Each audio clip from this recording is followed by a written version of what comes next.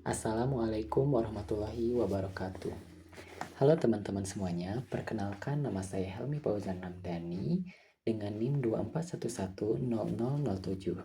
Pada video presentasi pada kali ini, saya akan membahas mengenai Information Technology Infrastructure Library atau disingkat ITIL versi 4.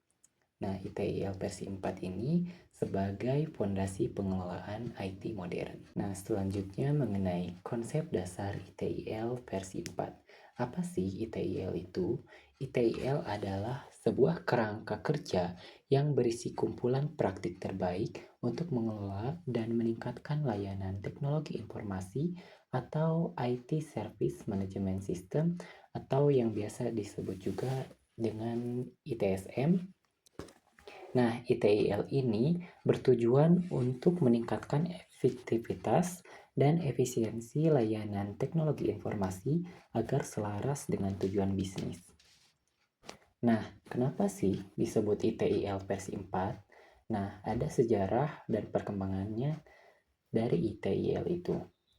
Nah, ITIL pertama kali diperkenalkan pada tahun 1980 oleh pemerintah Inggris atas tanggapan kebutuhan atas pengelolaan terhadap IT atau Information Technology. ITIL versi 1 ini fokus pada pengelolaan infrastruktur IT dan panduan untuk mengelola sistem dan jaringan.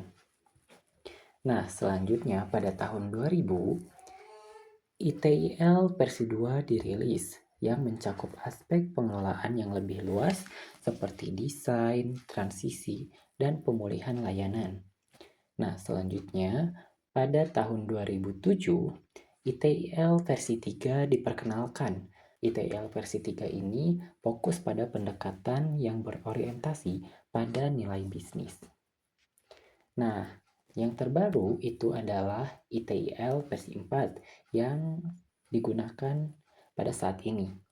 ITIL versi 4 ini dirilis pada tahun 2019. Mengapa sih ITIL itu penting? Nah, yang pertama, ITIL itu menyelaraskan teknologi informasi dengan bisnis. Jadi, ITIL memastikan bahwa Departemen Teknologi Informasi berfungsi sebagai mitra strategis, jadi bukan hanya pendukung teknis saja.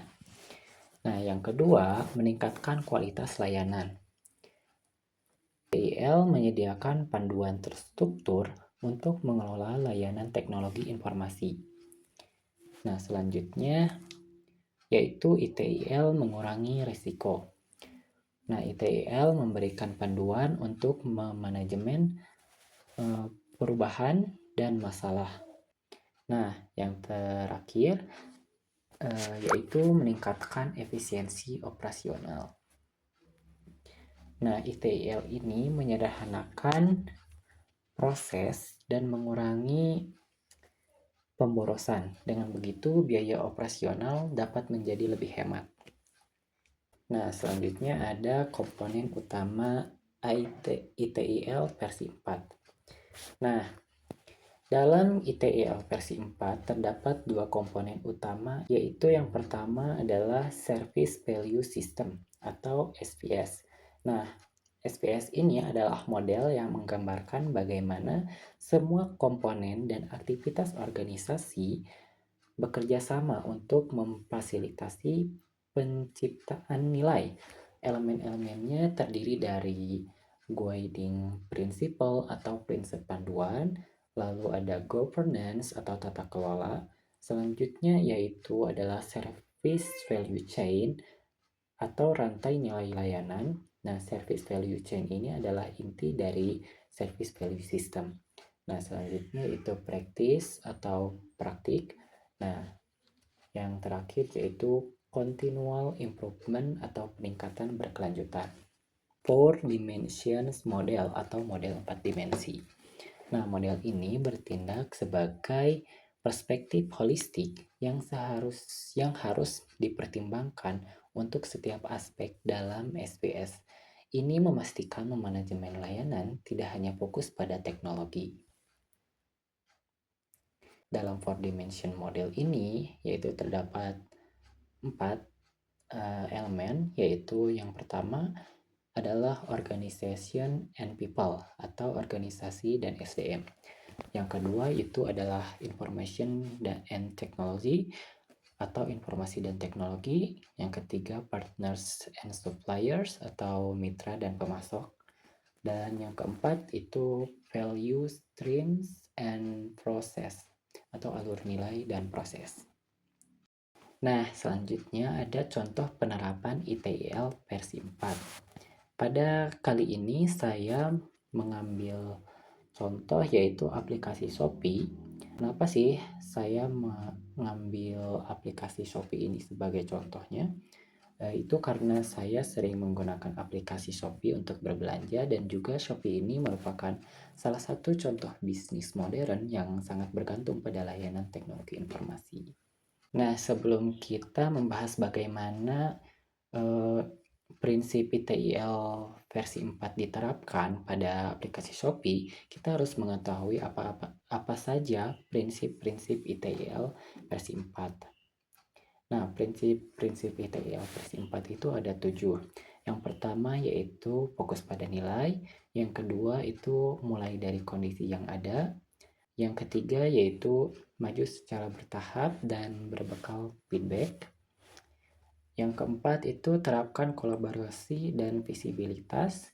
Yang kelima, berpikir dan bekerja secara holistik atau keseluruhan.